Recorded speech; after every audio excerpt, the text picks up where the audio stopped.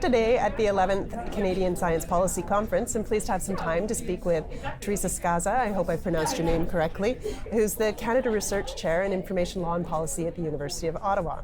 Good morning. Morning.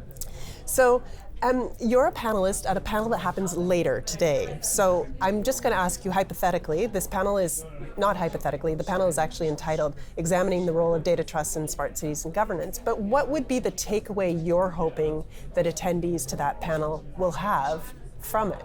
Yeah, and I think data governance is tremendously important in the smart cities context, and I think we saw that in the debates and discussions around Sidewalk Toronto. Can I just interrupt you? Can you say a little bit about Sidewalk in case folks that are watching aren't familiar with the story? Sure. Well, Sidewalk Toronto is kind of a proposed smart cities, urban innovation hub development proposed for a segment of the Toronto waterfront.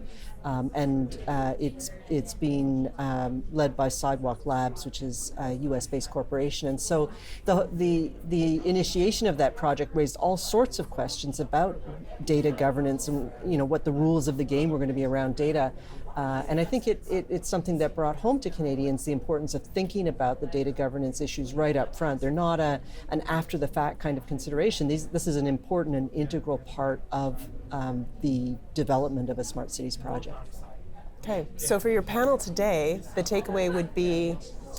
Think about governance. Think about governance issues, yeah. Okay. For example, one of the issues is in most smart city development projects, they're going to be, there's obviously going to be a public sector dimension, and there's going to be, there's usually private sector actors that are developing the technologies and so on. So a really important question up front is, whose data is this that's going to be collected within the smart city? Is it private sector data? Are the companies coming in and delivering solutions and collecting data that they will have custody or control over, or is this municipal data? Because that's tremendously important to know from the perspective of data governance. It determines which laws apply. It also determines who's actually responsible for custody and control over that data. It may have implications for who's going to be able to use that data in the future, who's going to have access to it, and under what terms and conditions. Okay, so the average Canadian, my sense is, probably doesn't have a good sense of how this works, a good grounding in what does even governance mean. I've worked in governance, and it tends to be one of those words that sort of glasses people's eyes. They kind of, what are you talking about? What does that mean? People get really excited about the technology.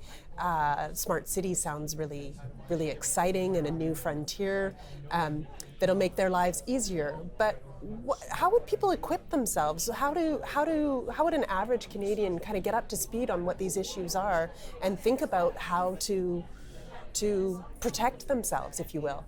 Yeah, and so governance covers a whole range of different issues, and I think the one that is probably the most compelling for individuals is the privacy dimension.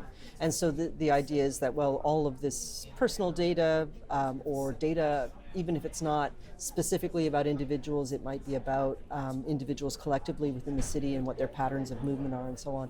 All of this data is going to be collected in this smart city development, and so for most people, that's intuitively the most important thing is to what extent am I under surveillance, what data is going to be collected about me, how is it going to be used, and what control do I have over that? Mm-hmm. So that's a very important issue for a lot of people. But data governance issues also extend to, where is that data going to be located or stored, and what are the implications of that? Is it going to be in a country, is it going to be in another country? Is it going to be in Canada?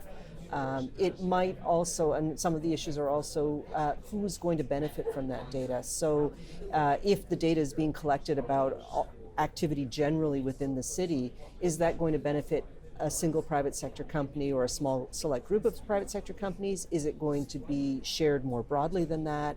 Is it going to be available to researchers? Is it going to be available to other private sector companies, and under what terms and conditions, and what limitations will be placed on it? So there are all of these questions that are and although data governance is broader than that, the questions for individuals or that matter to individuals are really about how their data is going to be protected and respected, and what value they can expect to see either personally or as a member of the community from all of this data collection that'll be taking place. Right, and presumably that value could be positive, or it might also be negative. Yeah.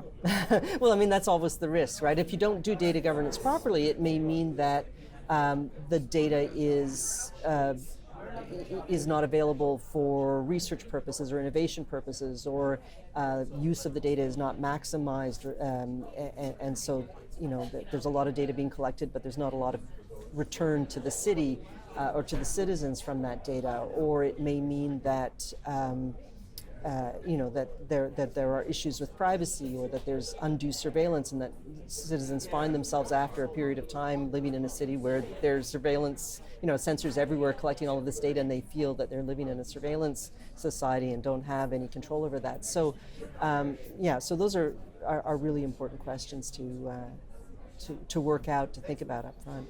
So in working those questions out, is that something that average citizens should be engaged in, do you think?